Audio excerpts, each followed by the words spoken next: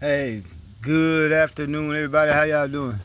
Y'all know who this is. This your boy, Rod Thomas Jr., and this is the real news behind the news. Oh yeah, man. Today is a hot Tuesday, July 29th, 2025. And real briefly, man, I was just looking at the situation, man. Of where I work at, I see a lot of homeless people, man. Some who are homeless by choice. Some who are not. We know that there's a lot of people in America that's homeless because of certain unforeseen circumstances may have arisen. Then you have some who are homeless because they have drug addictions or whatever. But when I look at how our government chooses to handle this situation, it leads us back to the fact that our government doesn't give a damn about the American citizen. Think about this. Donald Trump.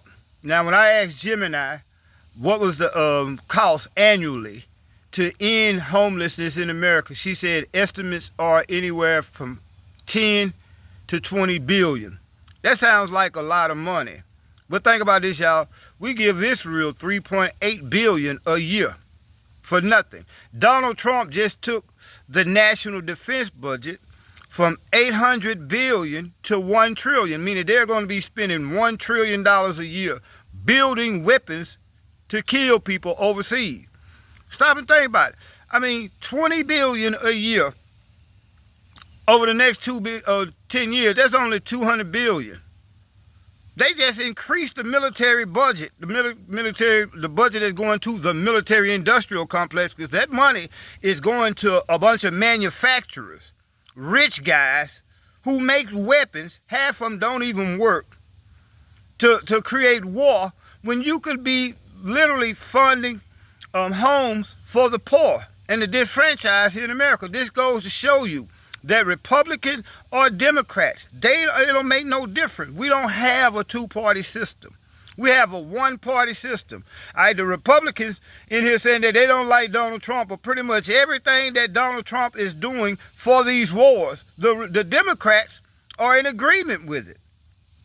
How many Democrats do you really see, or Republicans, against the genocide that's going on, the literal Holocaust that's going on in Israel? How many of them do you see telling them we need to stop the war that we're engaged in with Russia? Because whether y'all believe it or not, it is us fighting Russia using Ukraine as a proxy. $20 billion, you can end homelessness in America. But they would rather increase the military spending each year now up to $1 trillion. Means they're going to be spending $1 trillion every year from now on. And it's only going to rise because that money is going to the political donor class. We don't have a voice in America. Y'all, I don't care what you would like to think, or how we would like for everything to be perfect. We do not have a voice. We do not have anybody in Washington, D.C. watching out for us. Again, we're giving $3.8 billion to Israel every year.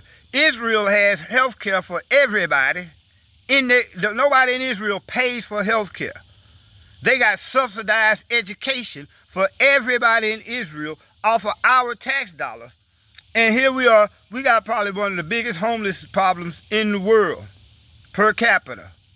So I just did this video, man, to make us start understanding that we're going to have to pretty much start a revolution in America.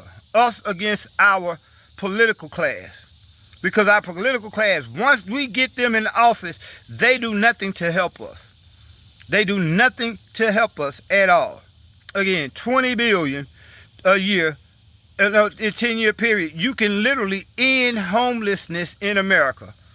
But for the cost that it will cost to end homelessness in America, they just increased our military budget by that same amount, bruh. 200 billion over 10 years you can end America. They just put 200 billion onto the military industrial complex books. $1 trillion a year they spending on weapons of war. Y'all leave a comment in the comment section. Y'all be blessed.